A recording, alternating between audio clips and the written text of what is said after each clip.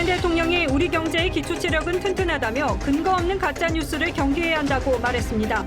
오늘 열린 민주당과 기획재정부 간 협의에서 한 민주당 의원은 내년 예산을 12.9% 늘린 530조 원을 요구한 것으로 알려집니다.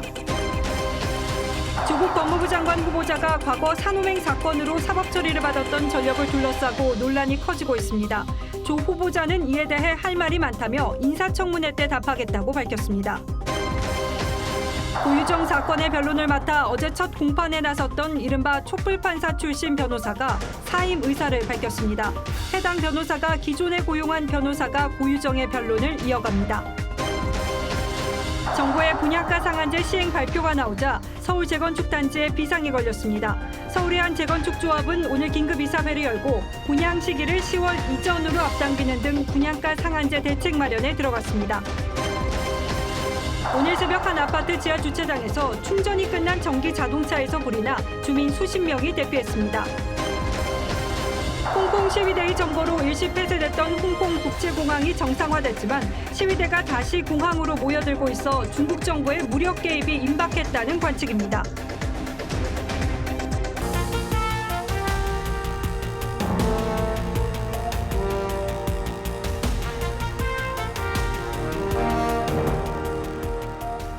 여러분 안녕하십니까? 뉴스9의 신동욱입니다.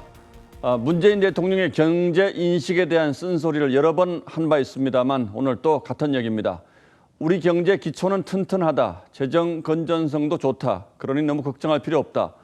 오히려 나라 곳간을 열어서 생활 기반 시설에 더 투자할 필요가 있다. 문재인 대통령의 오늘 발언입니다. 그러면서 가짜 뉴스를 경계하자고 했습니다. 우리 경제가 나쁘다고 얘기하는 건 가짜 뉴스다라는 취지의 발언입니다.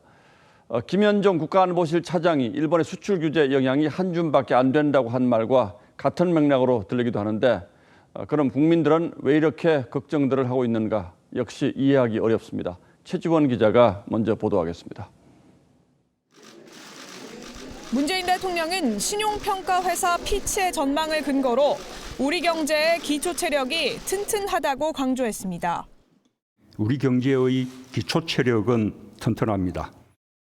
지난달 무지서에 이어 며칠 전 피치에서도 우리나라의 신용 등급을 일본보다 2단계 높은 AA-로 유지했고 지난달 말 피치의 전망에는 올해와 내년도 경제 성장률의 하락과 과도한 재정 지출에 따른 재정 건전성 우려가 포함되어 있습니다.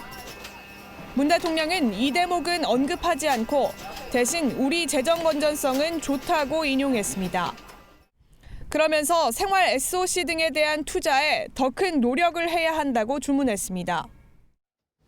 당정회의에서 일부 민주당 참석자는 내년도 예산을 올해보다 12% 많은 530조 원까지 늘리고 일본의 수출 규제 대응 예산으로 2조 원 플러스 알파를 마련해야 한다고 정부에 요구한 것으로 전해졌습니다. 문 대통령은 우리의 성장세는 건전하다며 가짜뉴스를 경계해야 한다고 말했습니다. 근거 없는 가짜뉴스나 허위정보 그리고 과장된 전망으로 시장의 불안감을 키우는 것을 경계해야 합니다.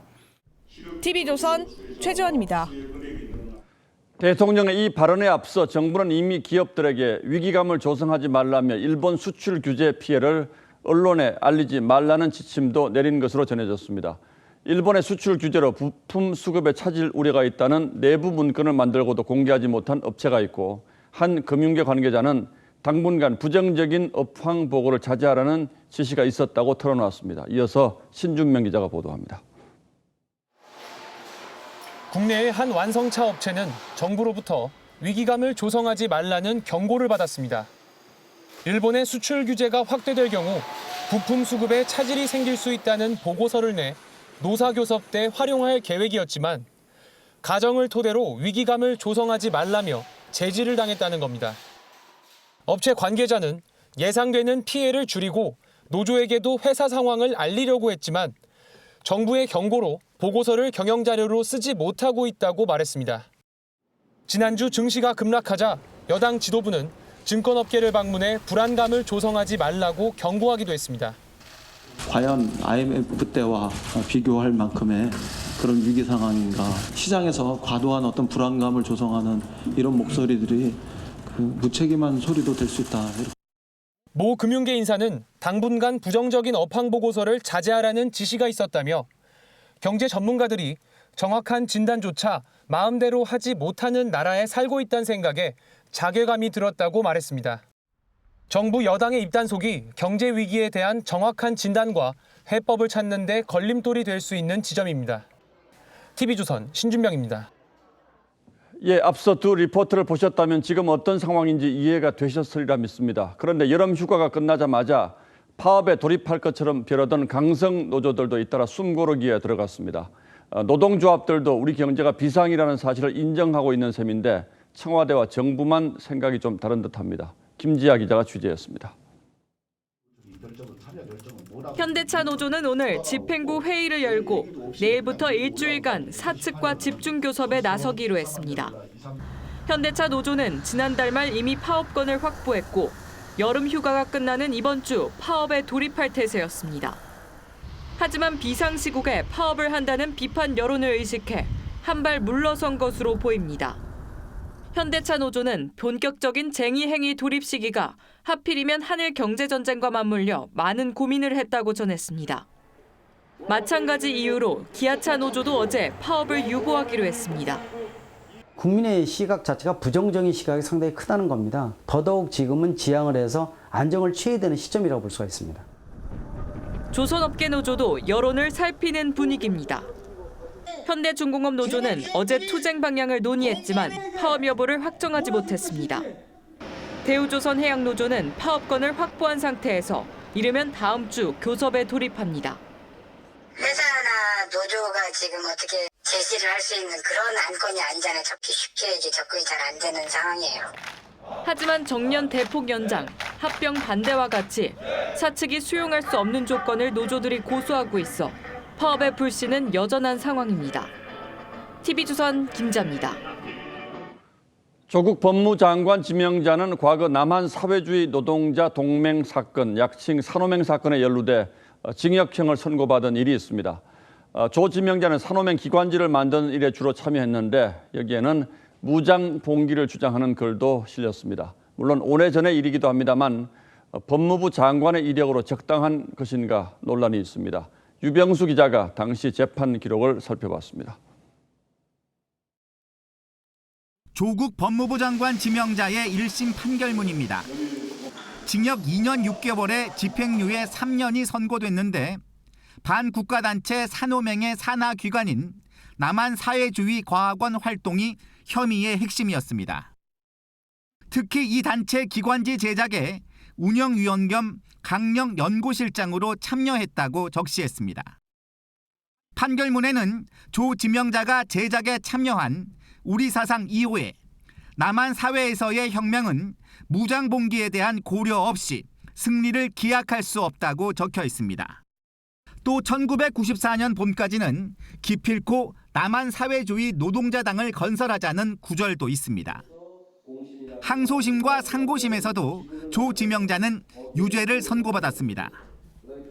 다만 사과원을 반국가단체로 판결한 1심과 달리 2심에서는 이적단체로 판단하면서 형량은 징역 1년에 집행유예 2년으로 줄어들었습니다. 야당은 국가전복을 꿈꿨던 사람이 법무장관이 되어서는 안 된다고 주장했고 그 자리에 있어서는 안 될 후보자이기 때문에 지명 철회하는 것이 맞다. 여당은 색깔론이라고 맞섰습니다. 공안 검사적 시각에서 특히 이분법적 시각에서 벗어나기를 바랍니다. 조 지명자는 청문회 때 답하겠다고만 했습니다. 할 말은 많습니다만은 인사청문회 때 충분히 답드리도록 하겠습니다. 조 지명자는 과거 인터뷰에서 법무장관 가능성을 묻는 질문에 국보법 위반 전력이 있어서 청문회를 통과하지 못한다고 말했습니다. TV조선 유병수입니다. 자, 그럼 조국 지명자가 이 이력 때문에 청문회 통과가 어려울 것이라고 했던 산호맹 사건, 이 사건에 조 지명자가 구체적으로 얼마나 연루돼 있는지 지금부터 따져보도록 하겠습니다.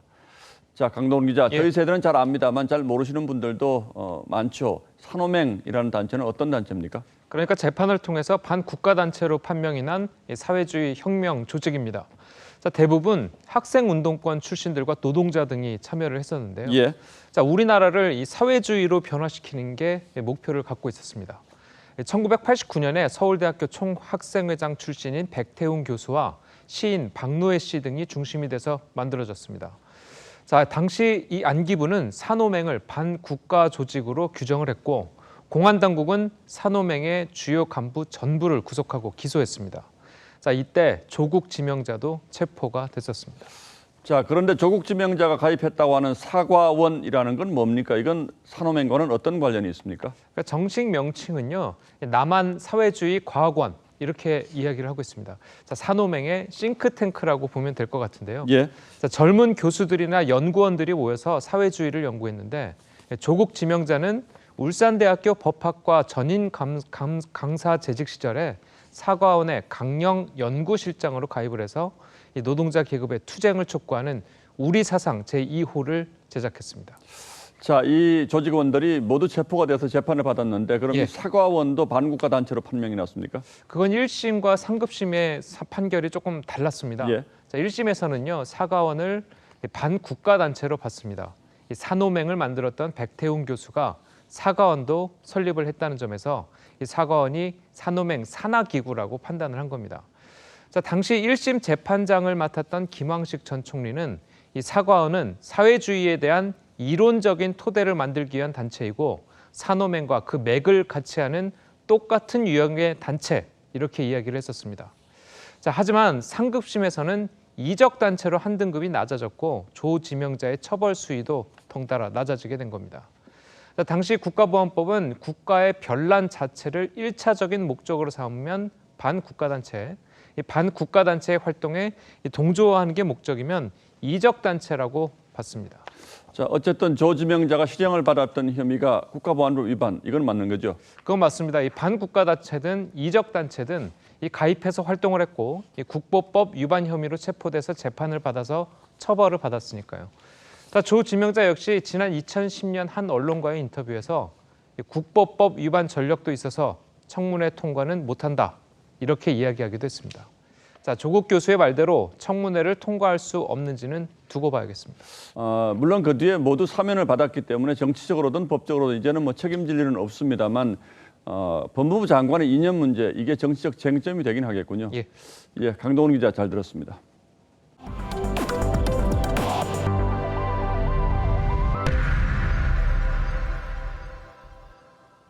서훈 국정원장과 장금철 북한 통일전선부장이 지난 4월 중국 모처에서 만났습니다. 우리 측은 정상회담을 제안했고 북한은 금강산 관광과 개성공단 재개를 원했는데 서로의 셈법이 맞지 않았고 이후 북한의 미사일 도발이 이어지고 있습니다. 결국 한국과의 대화에서는 얻을 게 없다고 북한이 판단한 것으로 보입니다. 보도에 이정현 기자입니다. 서훈 국가정보원장이 장금철 북한 통일전선부장과 지난 4월 중국 모처에서 극비 회동한 것으로 알려졌습니다. 장금철 부장이 4월 10일 열린 노동당 7기 4차 전원회의에서 통전부장이 된 이후 상견례를 겸한 자리였습니다. 북한은 지난 2월 하노이 회담 결렬 이후 대남 라인을 재편하고 통전부장도 김영철에서 장금철로 교체했습니다. 문 대통령은 2월 하노이 노딜 회담 이후 협상 동력을 되살리기 위해 4차 정상회담을 제안하기도 했습니다. 북한의 형편이 되는 대로 장소와 형식에 구애되지 않고 남과 북이 마주 앉아 두 차례의 북미 정상회담을 넘어서는 진전된 결실을 맺을 방안에 하지만 서훈 원장의 정상회담 제안에 북한은 소극적인 태도를 보인 것으로 전해집니다. 북한이 줄기차게 요구해온 개성공단과 금강산 관광 재개가 우리 정부의 뜻만으로는 시행되지 못하자 미국과 직접 협상하겠다는 기조를 분명히 했다는 겁니다. 오지랖 넓은 중재자, 촉진자 행세를 할 것이 아니라 민족의 일원으로서 제정신을 가지고 북한은 회동 다음 달인 5월 4일 1년 5개월 만에 미사일 발사를 재개하고 지금까지 7번을 쐈습니다. TV조선 이정현입니다. 북한은 연이은 미사일 발사 실험 이후에 미사일 개발자들을 대거 승진시켰습니다. 김정은과 마주 앉아 담배를 피우기도 했던 미사일 개발자 전 1호는 우리의 중장급으로 파격 승진했습니다. 이채연 기자가 보도합니다. 북한 김정은 위원장이 신형 방사포와 단거리 탄도 미사일 등 최근에 무기 개발 관련 과학자 103명을 승진시켰습니다. 북한 노동신문은 이 소식을 일면에 싣고 이례적으로 이들의 이름과 직함까지 공개했습니다. 위력한 새 무기 체계들을 연속적으로 개발 완성하는 특기할 위훈을 세웠다고. 별 3개, 우리의 중장급인 상장으로 승진한 전 1호는 리병철 등과 함께 미사일 4인방으로 불린 인물입니다. 2년 전 대륙간 탄도미사일 발사 후 김정은과 맞담배를 피기도 했습니다. 온 세상에 과시한 국방과학부문 과학자 일꾼들을 열렬히 축하해 주시며 그들을 사랑의 한 품에 안으시고 이번 달 도발 때도 김정은과 손을 맞잡거나 김정은 바로 옆인 중앙에 자리하며 새로운 미사일 주역임을 분명히 했습니다. 통일부는 이번 미사일 개발자 승진에 대해 북한의 내부 조치로 군사기 진작용이라고 평가했습니다. TV조선 이채연입니다.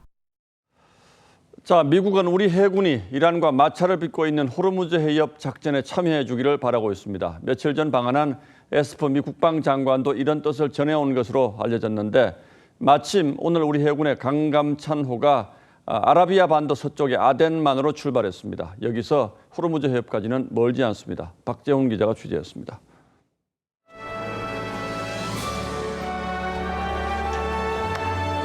가족들과 포옹을 하고 동료들의 배웅을 받으며 청해부대 30진 강감찬함이 아덴만을 향해 출항했습니다. 한 달가량 항해한 뒤 다음 달 초 29진 배조영함과 임무를 교대해 내년 2월 중순까지 임무를 수행합니다. 청해부대는 지난 2009년 창설된 이후 10년 넘게 아덴만에서 우리 선박을 지켜왔습니다. 4,400톤급 한국형 구축함 강감찬함은 이번이 4번째 출항입니다. 청해부대 30진 부대장인 이상근 대령은 우리 국민에게 필요한 곳이라면 언제 어디에서라도 작전을 수행할 수 있도록 모든 준비를 마쳤다고 말했습니다. 긴급 상황 발생 시 가장 먼저 출격하여 부여된 임무를 완수할 수 있도록 최선을 다하겠습니다. 강감찬함은 미국 주도의 호르무즈 해협 호위 연합체에 우리 정부가 참여할 경우 파병 가능성이 높습니다. 320명 그 파병 인원 범위 내에서 할 때는 특별한 동의가 없어도 됩니다. 아덴만에서 호르무즈 해협까지 이동하는 데는 나흘이면 충분합니다. 하지만 국방부는 파병 여부와 관련 명확한 입장을 밝히지 않았습니다. TV조선 박지훈입니다. 정부가 어제 이미 진행 중인 재건축 단지에도 분양가 상한제를 소급 적용하기로 함으로써 재건축 단지마다 비상이 걸렸습니다. 2달 뒤 제도 시행 전에 서둘러 분양을 하겠다는 곳도 있고 헌법 소원을 준비 중인 재건축 조합도 있습니다. 갑자기 부담금이 늘어나게 된 조합원 입장에서는 그야말로 날벼락인 셈이죠. 지선호 기자가 취재했습니다. 철거가 거의 끝난 부지가 횡합니다. 이 재건축 단지는 11월쯤 분양에 나설 예정이었습니다. 하지만 분양가 상한제로 당초 계산보다 일반 분양가를 3.3제곱미터당 최대 1,200만 원 낮춰야 합니다. 조합원 한 가구당 약 2천만 원 부담금을 더 내야 할 전망입니다. 시세는 거의 한 6천, 7천, 3분의 1을 뛰어가야 되고 뛰어줘야 되고 3,500원 그렇게 되는 거 아니에요? 17,000세대가 들어설 이 단지는 분양가 상한제 적용 시 세대당 억대의 추가 부담금이 발생할 거란 우려가 나옵니다. 철거가 끝나고 착공을 앞둔 재건축 단지들은 분양가 상한제가 시행되기 전에 서둘러 분양하는 방법도 고민하고 있습니다. 하지만 상한제 시행은 불과 2달 뒤. 분양을 앞당기는 것도 한계가 있습니다. 아니요, 내년으로 연기될 것 같아요. 상황 신청도 연기됐어요. 일부 조합은 소급 적용이 재산권 침해라며 헌법 소원까지 검토하고 있습니다. 이에 대해 국토부는 확정된 재산권이 아닌 기대 이익일 뿐이라서 문제없다는 입장입니다. 조합원 분양분도 일반 분양분하고 동일한 분양이냐? 이거는 논란의 여지가 있습니다. 정부의 유례없는 초강경 기조에 재건축 재개발 지역들은 진퇴양난의 고민에 빠져들고 있습니다. TV조선 지선호입니다. 전 남편을 살해하고 시신을 훼손한 혐의를 받고 있는 고유정이 계획살인을 완강하게 부인하고 있는데 이번에는 현재 남편을 명예훼손 혐의로 고소했습니다. 자신이 마치 의붓 아들 사망과 관련이 있는 것처럼 현 남편이 거짓 주장을 하고 있다는 겁니다. 주원진 기자가 보도합니다. 지난달 11일 고유정과 현 남편은 제주교도소에서 대질신문을 받습니다. 이 자리에서 고유정 대리인 A 변호사는 현 남편 측에 의붓아들 사망이 고유정과 관련 있는 것 같이 자꾸 언론에 흘리면 명예훼손으로 고소하겠다고 말한 것으로 전해집니다. A 변호사는 판사재직 시절 집시법에 대한 위헌법률 심판을 제청해 일명 촛불판사로 불린 인물입니다. 고유정은 대질신문 11일 뒤인 지난달 22일 경찰서에 고소장을 제출했습니다. 고유정은 고소장에서 자신이 의붓아들을 죽이지 않았는데 현 남편이 거짓 주장을 펼친다고 주장한 것으로 전해졌습니다. 현 남편 측은 고유정을 무고죄로 맞고소할 계획입니다. 현 남편의 이러한 언론 활동을 이제 통제하고 압박하기 위해서 그러한 불순한 의도에서 이제 진실을 왜곡해서 명예훼손으로 고소를 한 것으로 보이는데요. A 변호사는 여론의 부담을 느끼고 오늘 다시 사의를 표한 것으로 전해집니다. 가족 중에 이번 일로 인해 스트레스를 받아 쓰러진 사람까지 있자 변론을 포기한 것으로 알려졌습니다. 하지만 A 변호사의 소개로 고유정 살인 혐의 재판을 맡은 B 변호사는 사임하지 않았습니다. B 변호사는 이왕 맡은 것 끝까지 변론하겠다고 밝혔습니다. TV조선 주원진입니다.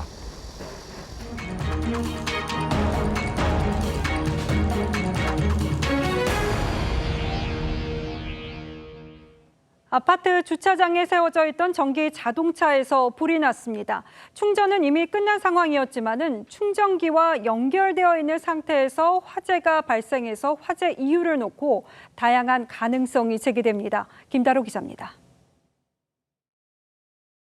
차 뒷바퀴 타이어가 녹아내려 휠만 남았습니다. 차도 앙상한 뼈대뿐입니다.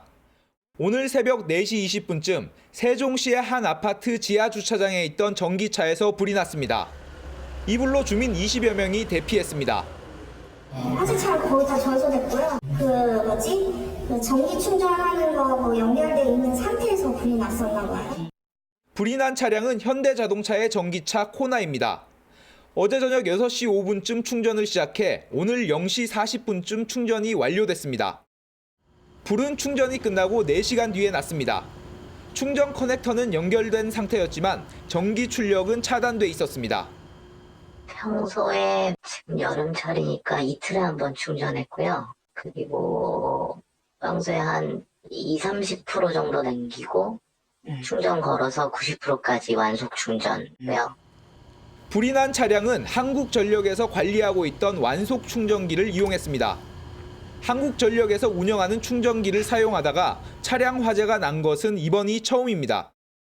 저희 쪽 이상 신호가 들어온 거는 화재가 시작되고 나서 그 신호를 마지막으로 한 4분 후에는 도시에 쏟아졌습니다. 경찰은 국립과학수사연구원에 차량 감식을 의뢰했습니다. 현대자동차는 차량을 직접 확인하지 못한 만큼 국과수 감식 결과를 기다리겠다고 밝혔습니다. TV조선 김다로입니다. 부산 지하철 엘리베이터에서 아찔한 사고가 벌어졌습니다. 70대 노인이 탄 전동 휠체어가 엘리베이터 문을 들이받으면서 8.5m 아래로 추락했습니다. 이성진 기자입니다. 전동 휠체어를 탄 노인이 엘리베이터로 돌진합니다. 엘리베이터 문이 힘없이 떨어져 나가고 노인이 추락합니다. 엘리베이터 앞쪽에서 전동 휠체어가 이제 거의 한 3분의 2 정도 떨어져 있는 상황이었어요. 그래서 그거 보자마자 바로 이제 119에 신고를 바로 했습니다. 오늘 낮 1시 40분쯤 79살 A씨가 탄 전동 휠체어가 부산 남산정역 지하철 엘리베이터 문을 밀고 8.5m 아래로 떨어졌습니다. 구조대원이 로프를 타고 내려가 A씨를 구조했습니다. 전체. A씨는 크게 다쳤지만 의식이 있고 호흡도 하는 것으로 알려졌습니다. 경찰은 A씨가 운전하는 전동 휠체어가 왜 돌진했는지 조사하고 있습니다. 휠체어 이게 힘이 상당히 대단하더라고요. 그게 들이받으면은 문이 파손될 수도 있다. 경찰은 전동 휠체어가 고장이 났는지도 확인하기로 했습니다. TV조선 이성진입니다. 경북 의성이 36.9도를 기록하는 등 대구 경북에서 폭염이 절정을 이뤘습니다. 사람 체온이 평균 36.5도니까는 그야말로 사람 잡는 더위였는데요. 이런 날에는 건설 현장 등에서의 야외 작업을 피하고 휴식을 취하라고 정부가 지침을 내놓고 있지만 마땅한 휴게 시설이 없어서 아무 데서나 쉬는 게 현실이었습니다. 신인석 기자가 현장 취재했습니다. 폭염 경보 속에 기온이 35도에 육박한 한낮. 서울의 한 건설 현장에서 근로자들이 땡볕에서 일하고 있습니다. 근로감독관이 작업을 중지시킵니다. 쉬는 거잖아. 정부는 폭염 때 근로자들이 그늘에서 휴식을 취하고 물을 충분히 마실 수 있도록 관련 지침을 만들었습니다. 이 현장에서 일하는 근로자는 20명 가까이 되지만 휴게 공간은 따로 마련돼 있지 않습니다. 땅바닥에서 쉬고 정수기 한 대에 의지합니다. 다른 현장도 비슷합니다. 매일 30분은 그늘이 없어. 건설노조 조사에서도 조합원 4명 중 3명꼴로 폭염에도 쉴 곳이 없는 것으로 나타났습니다. 휴게 시설 따위는 구경도 망이시 그늘막 하나 없는 서랍의에서 타설이 끝날 때까지 일을 합니다. 올 들어 폭염 지침 위반으로 46곳이 적발됐지만 현장은 몰랐다는 반응입니다.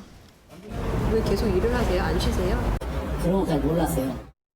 오늘 하루 할 양이 있잖아요. 사장도 먹고 사는 거잖아요. 주차관리원 등 야외에서 일하는 다른 근로자들의 사정도 비슷합니다. 한 4, 5도는 더 여기가 또 없습니다. 엄청 힘들어요. 한 2사람, 3사람만 들어가도 앉아있을 수가 없어요. 폭염에 따른 산업재해가 매년 늘자 정부는 현장 점검반까지 가동하고 있지만 현장의 변화는 더딥니다. TV조선 신은서입니다.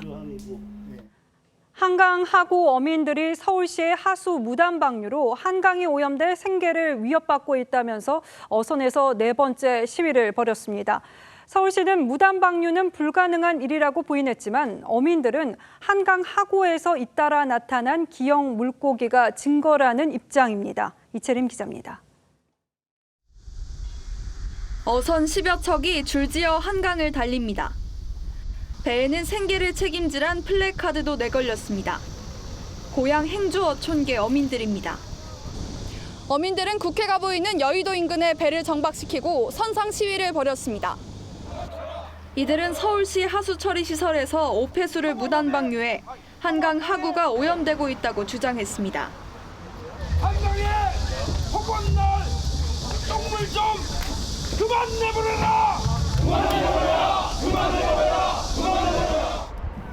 특히 수질 악화로 수년 전부터 등이 굽은 기형 물고기와 천적이 없는 끈벌레가 나타나 생계를 위협받고 있다고 주장합니다.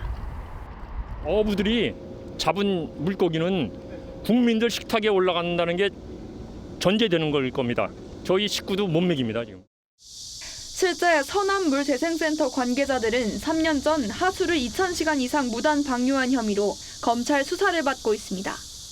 어민들이 집회를 연 건 지난 2015년 이후 3번째입니다. 하지만 서울시는 방류수 수질은 매 시간마다 측정돼 환경부에 보고된다며 무단 방류 주장을 반박했습니다.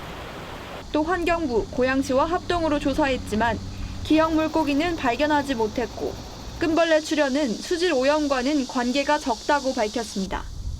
TV조선 이채림입니다. 탈북 모자가 숨진 지 2달이 지나 발견됐는데 제대로 먹지 못해 이런 일을 겪게 된 것으로 추정됩니다. 이 모자는 생활고에도 지자체에 이 사실을 알리지 않아서 복지 혜택을 받지 못했고 결국 상황은 더욱 악화된 것으로 보입니다. 김주영 기자입니다. 출입문이 굳게 닫혀 있고 가스검침표는 5월부터 비어 있습니다. 문 앞에는 미납 고지서가 놓여 있습니다. 지난달 31일 탈북민 41살 여성 한모 씨와 아들 6살 김모 군이 이 아파트에서 숨진 채 발견됐습니다. 모자의 사망은 문을 두드려도 대답이 없는 것을 수상하게 여긴 수도 검침원이 신고하면서 알려졌습니다.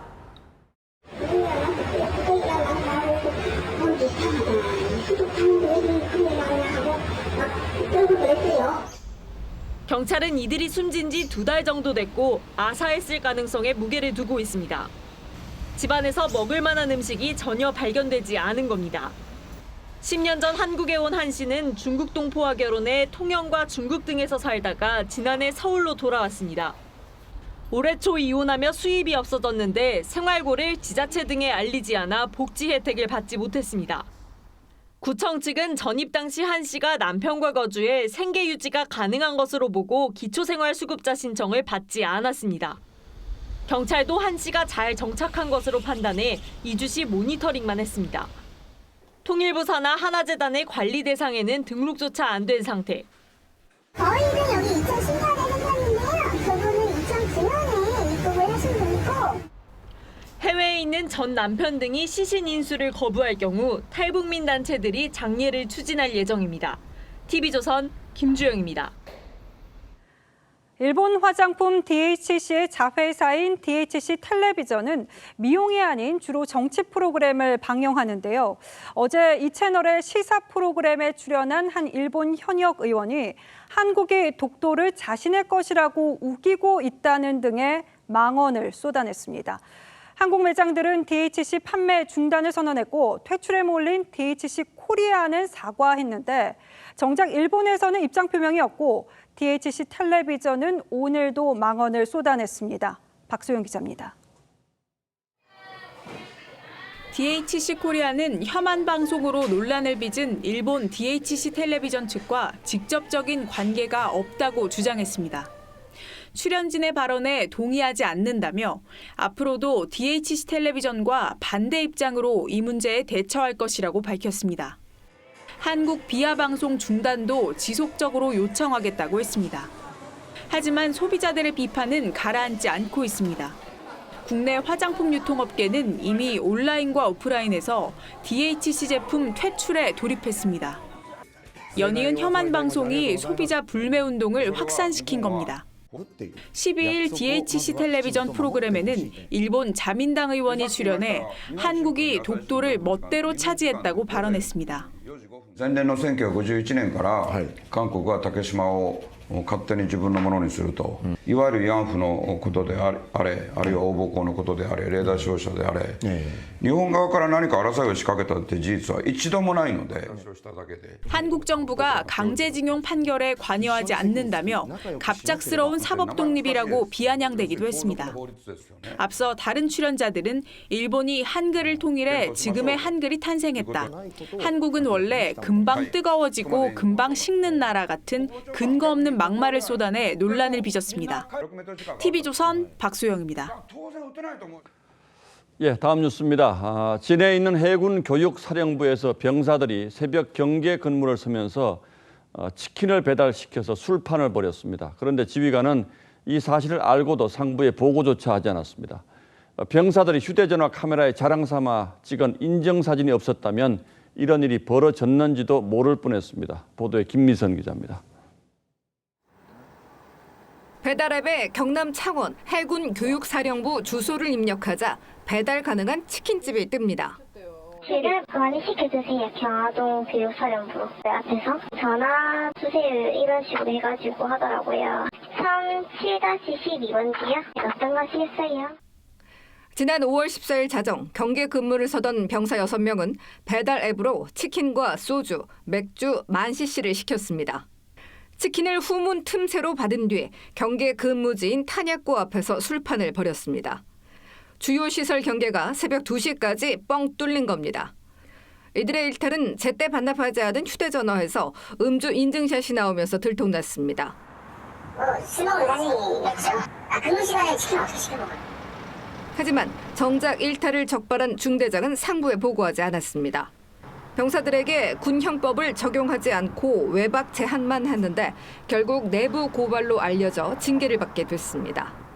정경두 국방장관은 지난달 3일 속초 목선 경계 실패를 공식 인정했지만 이틀 뒤 해군 2함대 사령부에서는 거동 수상자를 잡지 못하자 무관한 장병에게 위장자수까지 시켜 논란이 되기도 했습니다. TV조선 김미선입니다. 민주평화당 탈당파와 바른미래당 호남계가 물밑에서 이른바 빅텐트 구성을 논의한 것으로 알려졌습니다. 호남신당 창당 움직임이 가시화하면서 각 정치 세력 간의 신경전도 본격적으로 시작되었습니다. 홍혜영 기자가 취재했습니다. 민주평화당을 탈당한 대한정치연대는 더불어민주당과 자유한국당, 바른미래당에도 제3지대 바람이 불 것이라며 신당 창당 추진을 예고했습니다. 배가 짖어도 기차는 달려가야 합니다. 이미 정계 개편의 거대한 흐름은 시작되었습니다. 바른미래당 호남계인 박주선 의원은 탈당파와의 물밑 교감을 인정했습니다.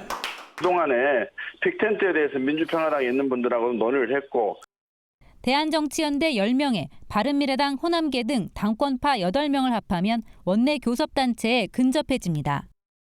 바른미래당 내 또 다른 계파인 안철수계와 유승민계는 자유한국당이 범보수 통합 차원에서 합류를 바라고 있습니다. 벌써부터 신경전도 팽팽합니다. 바른미래당 오신환 원내대표가 평화당 탈당파와의 통합은 결국 호남 자민련이라고 비판하자 탈당파인 박지원 의원은 호남당이면 어떠냐고 맞받아쳤습니다. 돌아오는 당이 뭐가 나쁩니까? 그렇게 하는 게 아니 괜찮다. 최소한 원내교섭단체 이상의 의석을 확보할 것이다. 하지만 호남당의 성패는 대선 주자급 인물을 영입하느냐에 달려있다는 평가도 나옵니다. TV조선 홍혜영입니다. 홍콩 시위대의 점거로 일시 폐쇄됐던 홍콩 공항이 오늘 아침 정상화됐지만 현재도 시위대가 공항 출국장으로 모여들고 있어서 일대가 마비 상태인데요. 중국 정부가 공항 운항 중단 사태를 무력 진압의 빌미로 활용하는 것 아니냐는 관측이 나옵니다. 김지수 기자입니다. 검은 옷을 입은 시위대가 오늘 또 출국장에 몰려들었습니다. 홍콩 국제공항이 이틀째 항공 대란에 빠졌습니다. 홍콩 국제공항은 여성 시위 참가자의 실명 사건에 분노한 시위대의 기습 점거로 11시간 30분간 폐쇄됐다가 오늘 오전 6시 탑승 수속을 재개했습니다. 그러나 운영 재개 후에도 300여 항공편이 취소됐습니다. 공항 당국은 특히 오후 5시 반 시위대 영향으로 모든 항공편의 운항을 중단한다고 밝혔습니다. No, it hasn't been funny. I don't think I will ever fly Hong Kong again. 캐리람 홍콩 행정장관은 홍콩을 더 이상 나락으로 떨어뜨리지 말라고 촉구했습니다. 중국 국무원 홍콩 마카오 사무국은 발언 수위를 한층 더 높였습니다. 对于这种丧心病狂、不计后果的严重犯罪行为，我们表示极度愤慨和强烈谴责。 베이다이어 회의에서 본토 병력을 투입해 진압하자는 방안이 논의된 걸로 알려지면서 서방의 반발도 거세지고 있습니다. We certainly call on China to be very careful and very respectful in how it deals with people who have legitimate concerns in Hong Kong. 볼턴 백악관 보좌관은 영국 고위 관리와 홍콩 사태를 논의한 걸로 알려졌습니다. TV조선 김지수입니다. 미국 워싱턴 포스트가 트럼프 대통령이 하루 13번 걸로 거짓말을 한다는 분석 기사를 내놨습니다. 최근 석 달 동안에는 하루 평균 20번 꼴로 늘어났다고도 덧붙였는데요. 각국 정상을 대놓고 조롱하고 우리 방위비 협상을 월세 수금에 비유하는 아나무인 트럼프에 오늘의 포커스를 맞췄습니다. 트럼프는 다른 나라 정상들을 흉내내고 조롱합니다. You said it so beautifully. I just want to inform you that we have reduced it to 75. And when I asked President Xi, I said, "Do you have a drug problem?" No, no, no.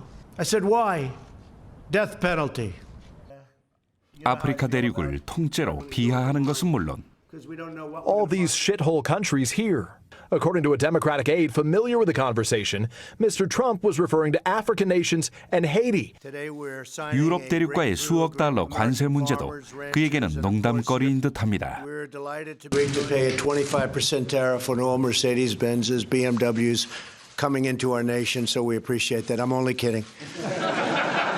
They started to get a little bit worried. 상대방의 장애마저도 웃음거리로 삼습니다. I don't know what I said. I don't remember. He's going like, I don't remember. Oh, maybe that's what I said. 수억 명에 달하는 동맹국 국민들의 안보도 농담거리입니다. And when I was in Asia, I spoke to a couple of the countries about it, and they looked like this. You know what this is? 트럼프의 이 발언 당시 아시아 나라 중에서 방위비 문제가 걸린 곳은 우리나라와 일본 두 나라뿐이었죠. 지난 9일에는 문재인 대통령의 억양을 흉내내며 문 대통령이 자신과 방위비 협상을 어떻게 했는지를 흉내냈다고 합니다. 트럼프는 또 한미 방위비를 아파트 월세에 비교하며 브루클린 임대 아파트에서 $114를 받는 것보다 한국에서 방위비 $10억 받는 게 더 쉬웠다고도 했습니다. 워싱턴 포스트는 트럼프가 취임 뒤 모두 12,000번의 거짓말을 했고 이는 하루 13번 꼴이었다고 주장했습니다. 이민 문제 관련이 약 18%로 가장 많았죠. 지난 4월엔 상대국에 대한 친밀함을 드러내려 아버지의 고향마저 바꿨습니다. My father is German, right? Was German, and born in a very wonderful place in Germany. 진실을 바라보는 관점 자체가 다르다는 트럼프. From his perspective, doesn't make a distinction between what's true and what's false. His only distinction is what will work and what will not work. 시도 때도 없이 터지는 트럼프의 거짓말과 조롱성 농담은 슈퍼파워 미국의 국격에 먹칠을 하고 있습니다. 뉴스라인 포커스였습니다. 알라딘, 라이온킹, 토이스토리, 올 여름 극장가는 그야말로 디즈니 전성시대인데요. 이 인기에 힘입어서 디즈니가 만든 겨울왕국은 스크린에 나와서 빙판 위로 진출했습니다. 이루라 기자가 소개합니다. 천만 관객을 동원하며 디즈니 신드롬을 불러일으킨 애니메이션 겨울왕국. 엘사의 대관식을 준비하는 동생 안나공주부터 얼음공주 엘사까지 스크린 속 캐릭터가 빙판 위에서 그대로 환생했습니다. 2014년 초연기 전 세계 40여 개 나라에서 공연된 겨울왕국 아이스 뮤지컬입니다. Frozen and ice together makes a perfect match. And we have the great pleasure and we're really excited always to bring these iconic Disney characters to life on the ice.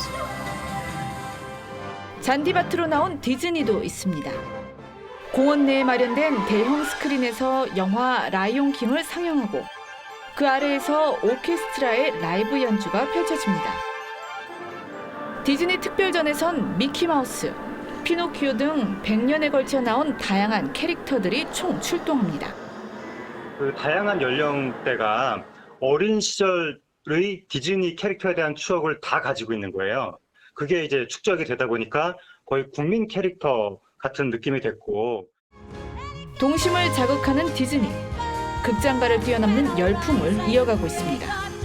TV조선 이루라입니다. 부상에서 돌아온 KT 강백호의 타격감이 뜨겁습니다. 지난해에는 역대 고졸 신인 최다 홈런을 갈아치웠는데 프로 2년 차인 올해는 20살의 나이로 역대 최연소 타격왕 등극의 도전장을 내밀었습니다. 이다솜 기자입니다. 넘기고 또 넘기고 천재 타자에게 40여일의 공백은 아무렇지 않았습니다. 부상 복귀 후 14타수 5안타, 홈런 2개를 쏘아올리며 물오른 타격감을 뽐내고 있습니다. 시즌 타율을 3할 4푼까지 끌어올리며 타격 부문 2위에 올라 선두를 달리고 있는 NC 박민호를 3리 차이로 뒤쫓고 있습니다. 2년차 징크스는커녕 약점을 찾기 힘든 활약입니다. 직구는 물론 체인지업, 커터 등 모든 구종을 고르게 잘 때리며 한 수 위의 정교함을 과시하고 있습니다. 지금 같은 타격감을 유지한다면 역대 최연소 타격왕 등극도 가능합니다. 강백호가 타격왕에 등극한다면 김현수가 두산 시절인 2008년 작성한 역대 최연소 기록을 11년 만에 경신하게 됩니다. 리그 최고 교타자로 성장한 키움 이정우도 지난해 막판까지 도전장을 던졌지만 아쉽게 실패했던 기록입니다. 2년차 이내 타격왕으로 따져도 장효조, 양준혁, 이종범을 잇는 대기록입니다. 역대 고졸 신인 최다 홈런, 역대 최초 개막전 데뷔 첫 타석 홈런, 구단 최초 신인왕 등 기록 제조기 강백호가 만화 같은 활약으로 최연소 타격왕도 넘보고 있습니다. TV조선 이다솜입니다.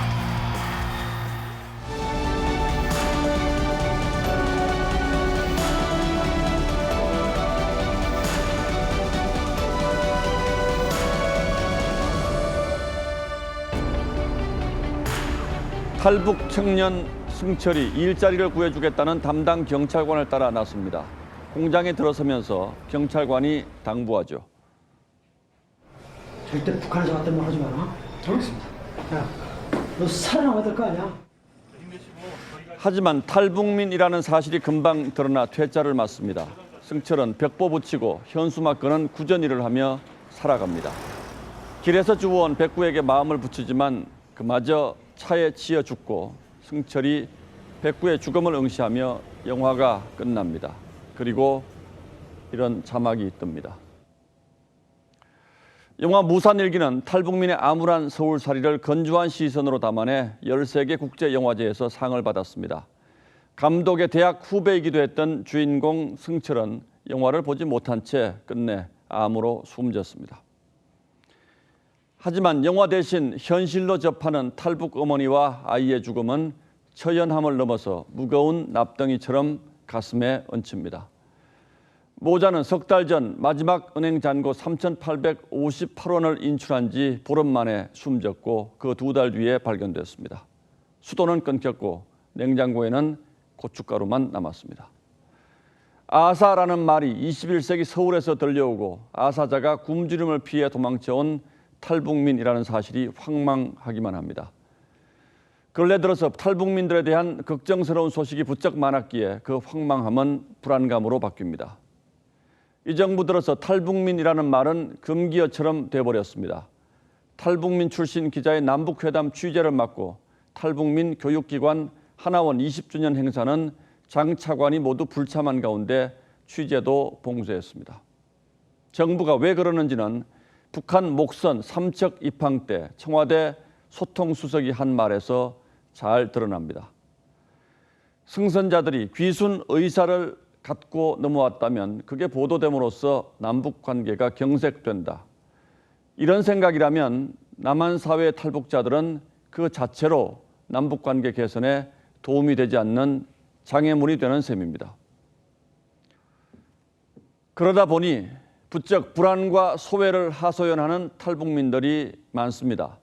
지난해 조사에서는 북으로 돌아가고 싶다는 생각을 해본 탈북민이 23%에 이르렀습니다. 북한 식당 여종업원들의 북송 문제가 불거지면서는 나도 북송될지 모른다는 두려움이 탈북민 사회에 번졌습니다. 자유를 찾아 목숨 걸고 떠나온 탈북민조차 끌어안지 못하는데 어떻게 북한 전체를 끌어안겠다는 것인지 저는 도무지 납득이 되지 않습니다. 8월 13일 앵커의 시선은 어느 탈북 모자의 죽음이었습니다. 제10호 태풍 크로사가 중형급으로 더 강해졌습니다. 목요일에 오사카를 강타한 뒤 동해상으로 진출할 텐데요. 태풍으로부터 비구름이 유입돼 내일 오후부터 모레까지 비가 오겠습니다. 남부지방과 동해안을 시작으로 광복절인 목요일에는 전국으로 비가 확대될 텐데요. 고비는 목요일입니다. 이 동해안을 중심으로 250mm가 넘는 강한 비바람이 집중되기 때문에 이번 휴일에는 동해안 지역은 피하시는 게 안전하겠습니다. 내일도 오늘만큼 덥겠습니다. 35도 안팎의 폭염이 이어지겠고요. 동해안 지역은 바람이 불기 때문에 기온이 좀 더 낮겠습니다. 모레는 비의 영향으로 그 밖의 지역에서도 폭염이 주춤하겠습니다. 날씨였습니다. 화요일 뉴스9은 여기서 모두 마치겠습니다. 네, 시청해주신 여러분 고맙습니다.